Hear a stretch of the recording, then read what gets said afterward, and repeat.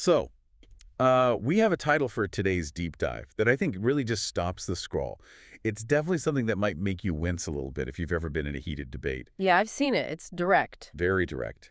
The source material is a talk titled, How to Talk About Jesus Without Sounding Like an Idiot. It certainly grabs your attention right out of the gate. It really does. Yeah. And this comes from a session by Wesley Huff. He's from Apologetics Canada. He actually gave this talk at Calgary Life Church, and while the setting is obviously religious, the actual mechanics of what he's discussing. The communication strategy. Right, exactly. Yeah. The logic, the strategy, the de-escalation. It all feels like a masterclass for basically anyone who has to talk to other human beings. It really is a deep dive into persuasion and just navigating friction in general. But the context is specifically about how Christians can talk about their faith without getting defensive, looking foolish, or, well, falling into what Huff calls verbal traps. Which, let's be honest, happens constantly. I mean, you see it online, at dinner parties, someone brings up religion or politics, and suddenly everyone's IQ just drops 10 points. Fear does that to people. But Huff anchors this whole strategy in a specific text, a verse from the New Testament, 1 Peter 3.15. And the text basically says to always be prepared to give an answer for the hope you have, but, and this is the key part, to do it with gentleness and respect. There's a real tension there, though, because giving an answer sounds academic, almost combative in a way. Right, like you're gearing up for a fight. Yeah, exactly. But then gentleness and respect sounds soft. Balancing that tension is actually what Huff defines as apologetics. Now, most people hear that word and they immediately think it means apologizing. Like, I'm sorry for being a Christian. Right, like you're somehow embarrassed about it. But he corrects that immediately. The word actually comes from the Greek prose apologen, which is legal terminology. It means to give a defense, a reasoned explanation. Okay, so it's not about being sorry. Not at all. It's about having a reason for what you believe. And he starts with this idea that everyone actually has an apologetic, whether they realize it or not. So you can't just opt out of the conversation. You really can't. You are already giving a defense of your worldview every single day. The only question is whether it's a good one or a bad one. That sounds a bit high pressure, honestly. I mean, most of you listening are probably just trying to get through the work week, not prepare a literal legal defense for your existence. It is high pressure, sure. But Huff grounds it in something really practical. He calls it the fifth gospel. I've heard of the four gospels. Yeah. Matthew, Mark, Luke, John. What exactly is the fifth? You are, or rather the listener is. Huff's point is that the skeptic at your workplace, or maybe in your extended family, they probably aren't going home to read ancient Greek manuscript. Probably not. No. They are reading you. Yeah. Your life is the primary text they engage with. Wow. So if you're a jerk, that is the text they're reading. Exactly. And if that text contradicts the message you're trying to share, well, the message is dead on arrival. Huff talks about the fear of the hot seat. We've all seen that guy, he calls him Jim, who just makes every single interaction awkward by trying to force a spiritual conversation. Oh, man. He calls it forced baptizing, which is just a hilarious image. But I know exactly what he means. It's that completely cringy moment where someone tries to pivot a conversation about, I don't know, football into a sermon. Right, and it just pushes people away. But the bigger anxiety Huff highlights isn't just about being awkward. It's the fear of being outsmarted. Someone throws out a heavy assertion like science disproves God or the Bible is unreliable, and the believer just panics. Because they feel like they have to defend the entire history of Western religion in 30 seconds flat. Which is impossible. Yeah. And usually that panic leads to getting defensive or even angry. But being a nice person, being a good fifth gospel only gets you so far.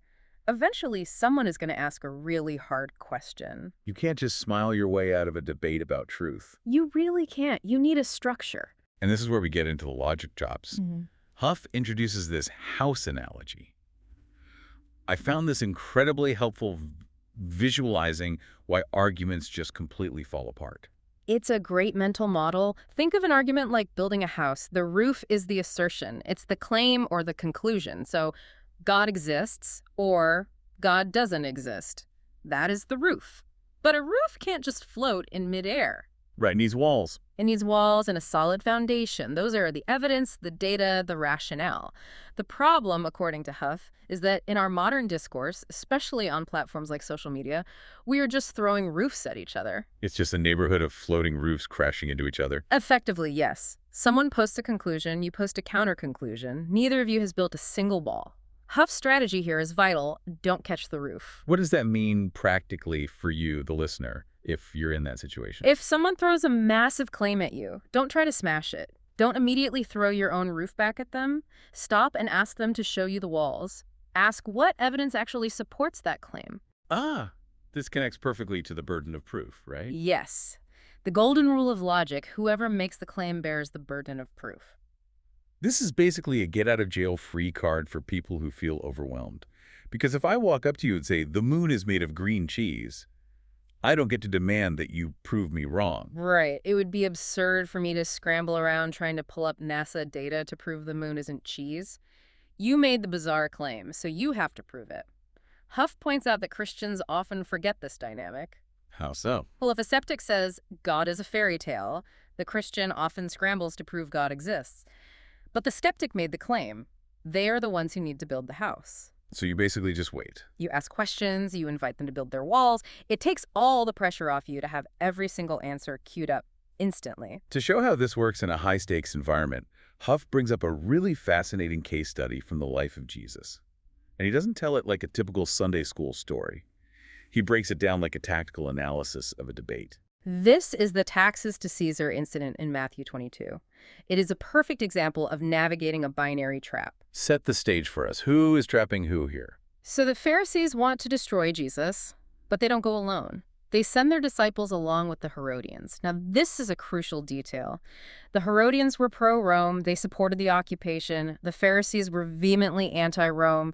These two groups absolutely hated each other. But they hated Jesus more. Exactly. So they team up to present a totally lose-lose scenario. They walk up and ask, is it lawful to pay taxes to Caesar? I see the trap. Because if he says, yes, pay the tax, the Pharisees and the Jewish crowd turn on him for supporting the oppressor. And if he says, no, don't pay the tax, the Herodians are standing right there. They can arrest him on the spot for sedition against the Roman Empire. It's a perfect pin. So how does he actually break it? Because he doesn't just give them a straight answer. He changes the premise. He asks them for a coin, and then he asks whose image is on this. They reply, Caesar's. Then he drops the famous line, give to Caesar what is Caesar's, and to God what is God's. It's an iconic line, but look at the actual mechanic of the conversation. What did he really do there? He rejected their binary choice completely. He used their own evidence, the coin against them. By asking for it, he revealed their hypocrisy because they were willingly carrying a Roman coin with a graven image right into the temple precinct. He put them on the defensive. He essentially flipped the burden of proof. In a way, yes. But the main lesson Huff draws from this interaction is that the right answer to the wrong question is still the wrong answer. That's a bit abstract. How does that apply to us today? Huff gives a really good personal example. He was on a podcast once, and the host asked him, can a non-Christian go to heaven? Now, theologically, based on his own beliefs, his answer is no.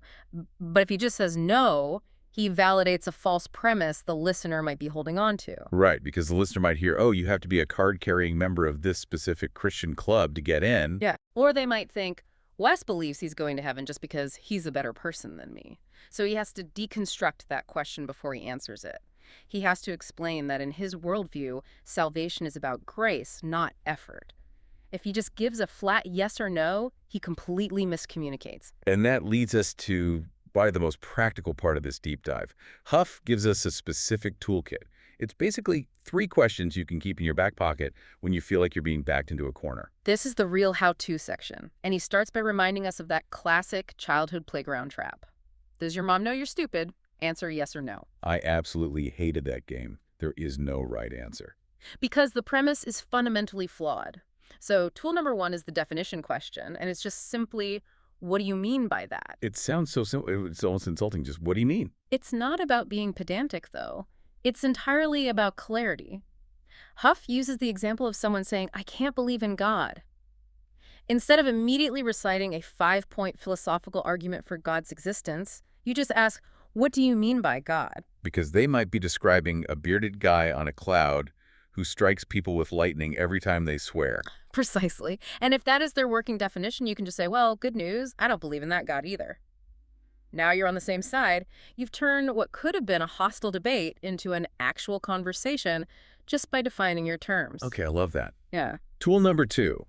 This one is for when people make really wild claims. You ask, How did you come to that conclusion? This is a great one because it shifts the focus from the roof, the claim itself, down to the foundation, the source. Huff tells the story about a student at York University who confidently walked up and told him the Bible is just myths and fairy tales. Which is a pretty standard talking point you hear a lot. It is. But instead of arguing the historical nuance right then and there, Huff just asked, "How did you come to that conclusion?" He wanted to see the walls of the student's house.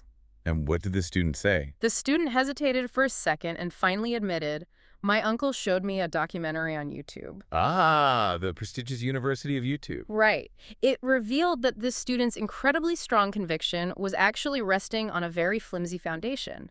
But we do have to issue Huff's warning here. He explicitly tells husbands, never, ever use this tool on your wife. Honey, how did you come to the conclusion that I didn't take out the trash? Yeah. Yeah, that is definitely not going to end well for anyone. It is a tool for ideas, not for relational disputes. But in a debate setting, it's highly effective because it exposes whether someone has actually thought through their position or if they're just repeating a slogan they heard somewhere. Makes sense. All right, tool number 3. Have you ever thought about? This is the gentlest tool in the kit. It's meant for offering a counter perspective without sounding aggressive. You're basically just inviting them to consider an inconsistency in their own view. Give me an example of how that plays out. Let's say you're talking to someone who is a strict materialist. They believe the universe is only atoms and energy, nothing else. But at the same time, they also deeply believe in objective morality, that certain things are truly universally right or wrong. So you'd step in and ask, have you ever thought about how you get objective moral laws from just random atoms and energy? Exactly. Notice you aren't telling them they're flat out wrong. You are just placing a small rock in their shoe. You're giving them something to walk away with and chew on later. I want to circle back to one specific objection Huff tackles because it's something I hear all the time. It's the one of many argument. It's the 3,000 gods objection. Yeah. The idea goes like this. You don't believe in Zeus, Thor, or Ra. I just go one god further than you.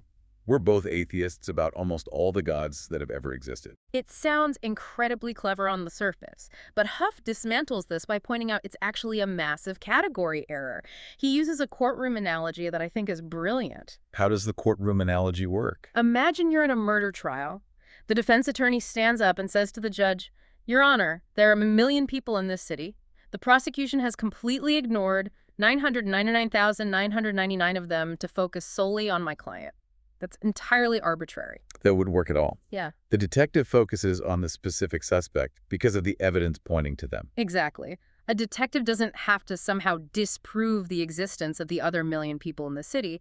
They just have to follow the specific evidence, the fingerprints, the DNA, the motive that points to the specific suspect. So saying Zeus exists doesn't somehow cancel out the specific evidence someone might present for Jesus. Huff argues that historic Christianity isn't a lottery ticket where you just pick one god out of a hat willy-nilly. It's based on specific historical claims, documents, and actual events. You have to deal with the specific evidence for the specific claim, not just wave your hand dismissively at the whole category of gods in general. But that implies you actually know the evidence. You can't just wing that part of the conversation. You really can't. And that brings us to the preparation phase. Huff uses a very vivid metaphor of a tree in Saskatchewan. A lonely tree out on the prairies. Right. He talks about seeing this lone oak tree standing in a massive flat field, just getting battered by harsh winds and storms. The real question is, why is it still standing when everything else around it has blown over? It's not about what you see above ground. It's the root system. The tree survived the storm because it put down deep roots long before the storm ever arrived. Huff links this to a boxing analogy that really drives it home. He says you cannot ask for boxing lessons when you are already in the ring with Muhammad Ali. That is a nightmare scenario. It is. But that's exactly what happens to a lot of believers. They wait until they are in the hot seat at a party or in a hostile classroom to start thinking about why they actually believe what they claim to believe. Huff's warning is clear. You need to develop your roots, your intellectual and spiritual depth, in private, way before you need them in public. He wraps up the talk with a reference to Colossians 4. Something about salt. Yes. The instruction to let your conversation be always full of grace, seasoned with salt. Now, in modern slang, being salty usually means being bitter or maybe a bit aggressive. Not in the first century, though. Salt was a preservative. It stopped things from rotting. It added flavor. But Huff points out something else that's really insightful. Salt stings. So he's saying it's okay to be a little irritating. If it's the truth that stings, yes. Huff says it's perfectly fine if the message acts like salt in a wound cleansing but stinging. But you shouldn't be the irritant yourself. Don't just be annoying for the sake of being annoying. You want to speak clarity into confusion. He makes a really interesting cultural connection here with Joe Rogan. Yeah, of all people to bring up in an apologetics talk. Huff notes that Joe Rogan frequently speaks very highly of Christians on his massive platform.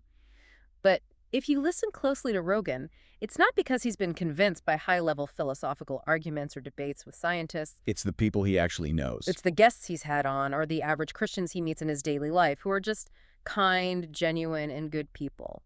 It circles all the way back to the fifth gospel concept. The strongest argument Rogan has encountered isn't a book at all. It's the lives of the people he interacts with. That is a pretty heavy reality check for anyone listening. You can master the house analogy, you can memorize the entire toolkit of questions, but if you're insufferable to be around, you completely lose the argument. Huff ends the session with a quote from the philosopher Blaise Pascal that maps out the strategy perfectly. Pascal says we should first show that religion is not contrary to reason. Basically, make it worthy of respect. That's the logic part we covered, the apologetics. Then, make it attractive. Make good men wish it were true. And that's the lifestyle part, being that good fifth gospel. And only then, Pascal says, show them that it is actually true. It's a progression. Yep. I think we usually try to jam the it is true part down people's throats way before we've ever made it respectable or attractive. Exactly. So the real mission for you listening is to check your own roots. Learn the tools so you don't panic when you're challenged, but ultimately live a life that actually makes the message look good to the people around you. I want to leave everyone with a final thought based exactly on that. If you are the fifth gospel, if your life is the only version of this story your neighbor or your coworker actually reads this week, what kind of story are you actually telling them? Is it a tragedy, a comedy, or is it genuinely a message of hope? That is the real question we all have to answer. Definitely something to mull over on your own. Thanks for diving into this with us. Always a pleasure.